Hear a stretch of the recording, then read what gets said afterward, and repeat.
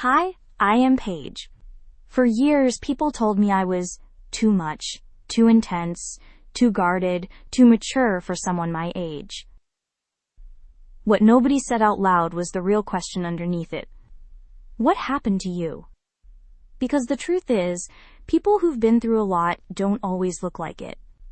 We don't walk around wearing our history on our sleeves. Instead, it shows up in quiet, everyday patterns.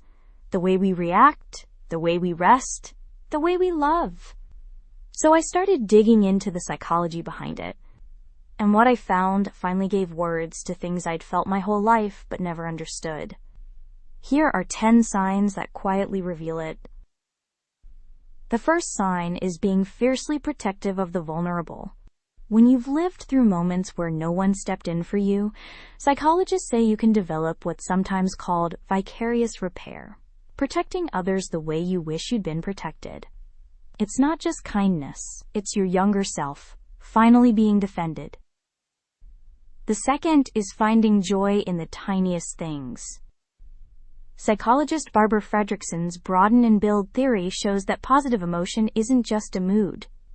It's a resource. People who've known scarcity or loss often become better at noticing and appreciating life's smallest moments. When you've gone without, you stop taking the small stuff for granted.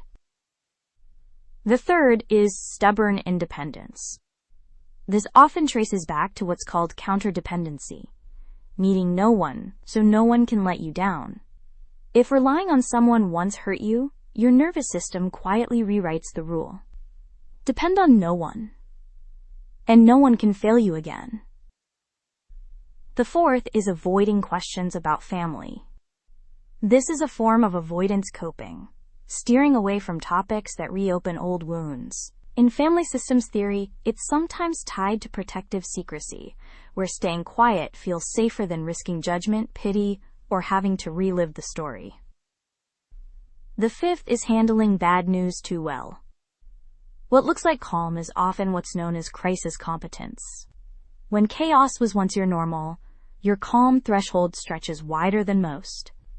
It's not that the news doesn't hurt, it's that your nervous system has been here before. The sixth is having complicated feelings about birthdays. Psychologists call this an anniversary reaction, when a specific date brings old memories and emotions back to the surface, even years later. If your birthday once went unnoticed, or felt unsafe instead of special, the day itself can quietly carry that weight. Feeling both happy and uneasy on your birthday doesn't mean you're ungrateful. It usually means old, unresolved feelings from the past are surfacing again. The seventh is difficulty accepting compliments.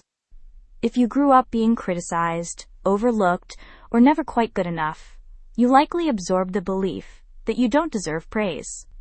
So when someone compliments you now, your mind rejects it before it can truly sink in. Psychologists call this disqualifying the positive. It's not modesty.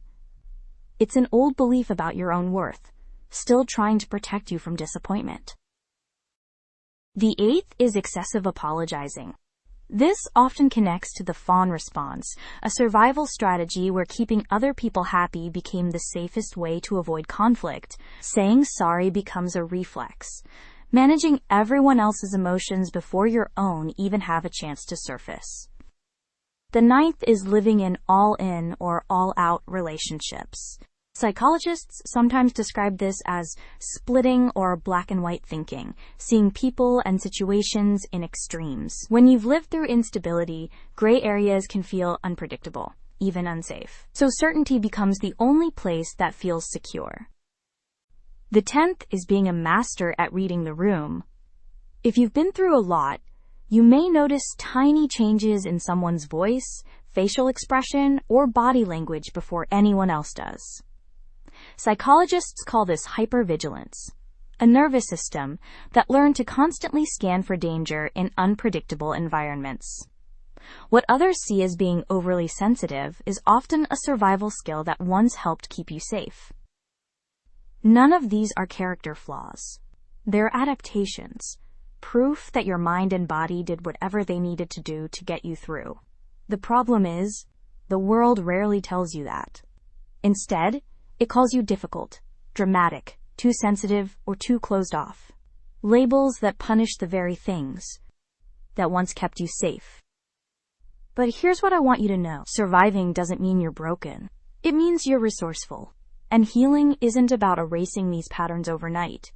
It's about slowly teaching your nervous system that it's safe to soften now. So tell me, which of these hit closest to home for you?